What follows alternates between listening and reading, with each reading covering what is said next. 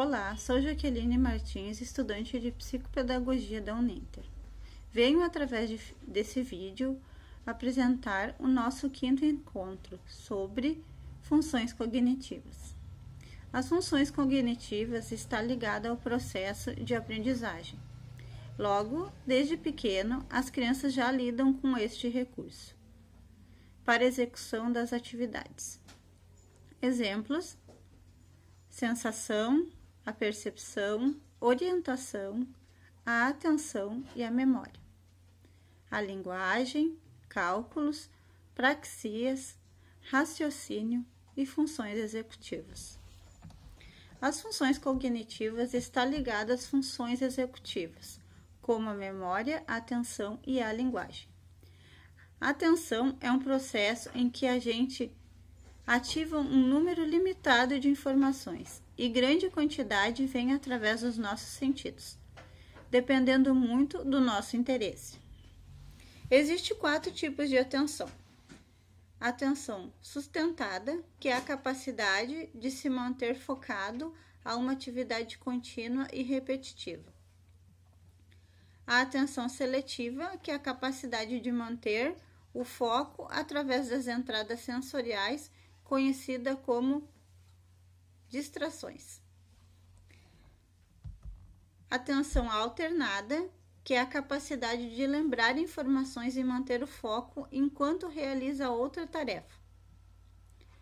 Atenção concentrada, que é a concentração do cérebro em apenas uma atividade, excluindo os outros estímulos que estão ao seu redor. Observação: se o nosso cérebro estiver atento em todas as informações que existem, o nosso ambiente passaríamos a uma recarga muito grande, uma sobrecarga de energia. Por isso, o nosso cérebro precisa selecionar alguns estímulos em prol desse equilíbrio dos processos cerebrais. Com isso, conseguimos fazer processos mentais mais complexos. Além disso, a nossa atenção monitora nossa interação com o ambiente, mantendo-nos sempre conscientes das situações. Dentre várias modalidades da atenção, é importante a vigilância. Estar em alerta, por exemplo, estar em uma festa onde damos atenção em tudo que está ao nosso redor. Atenção concentrada é quando somos capazes de manter a atenção em algum foco e esquecemos os outros. Exemplo: quando vemos um filme longo e precisamos da atenção até o fim. A busca é quando selecionamos a busca ativa em alguma coisa ou um objeto. Exemplo: quando esperamos a chegada de alguém no aeroporto. Atenção seletiva é quando direcionamos a atenção em alguns estímulos de interesse e ignoramos os outros. Exemplo: prestamos atenção numa conversa e não ouvimos tocar o telefone, por exemplo. E por fim, a atenção dividida, que é quando dividimos a nossa atenção em mais estímulos. Exemplo: dirigir e falar ao mesmo tempo ao celular. A memória. Nossa memória é um processo ao qual lembramos nossas experiências passadas. Quando usarmos futuramente para a psicologia, a memória significa processo mental que o indivíduo registra informações ou codifica informações. Guardar informações por um determinado tempo é chamado de armazenamento. Lembrar as informações posteriores são chamadas de evocação.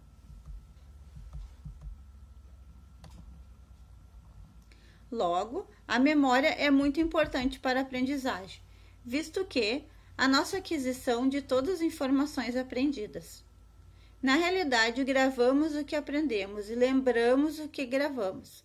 No caso, que muitos pensam, a memória é uma caixinha de informações, ou seja, temos diferentes tipos de memórias, a cada um com uma função no nosso aprendizagem.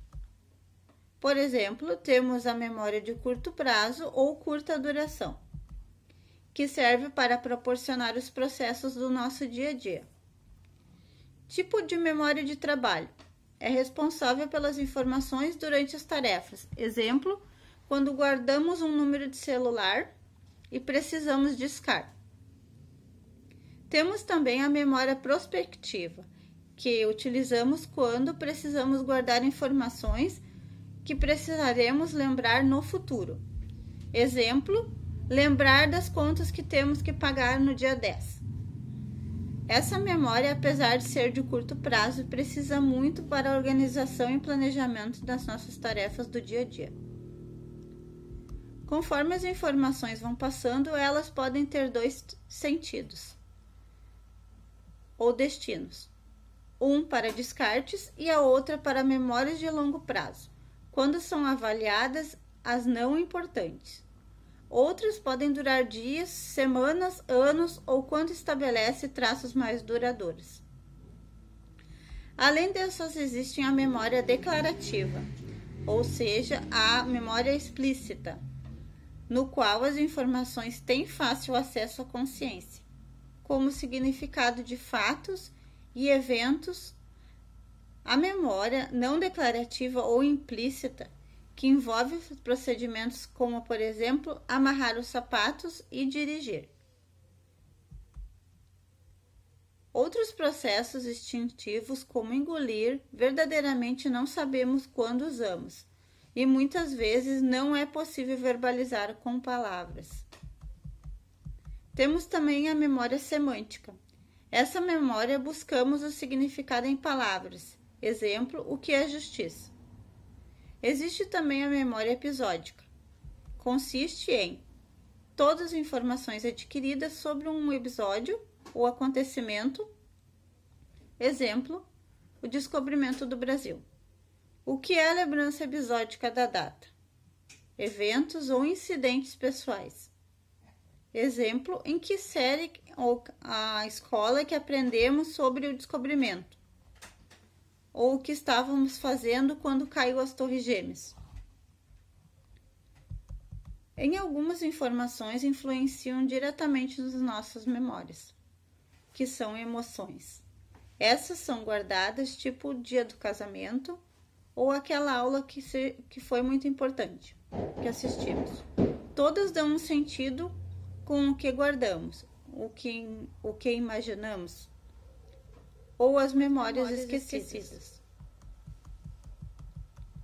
Buscamos mais dimensões sobre o cérebro e chegamos à sua plasticidade. O cérebro pode continuar se desenvolvendo durante toda a vida, devido ao processo de renovação. Logo, a cada nova experiência, o ser humano aprende, reaprende, adapta, se modifica informações devido às inúmeras conexões dos nossos neurônios. Então, a plasticidade é basicamente a capacidade de mudança do nosso cérebro, do sistema nervoso e o funcionamento do sistema motor e perspectivo baseado em mudanças no nosso ambiente. Com isso, sabemos que o nosso cérebro não é limitado. Logo, nunca perde a capacidade de se transformar.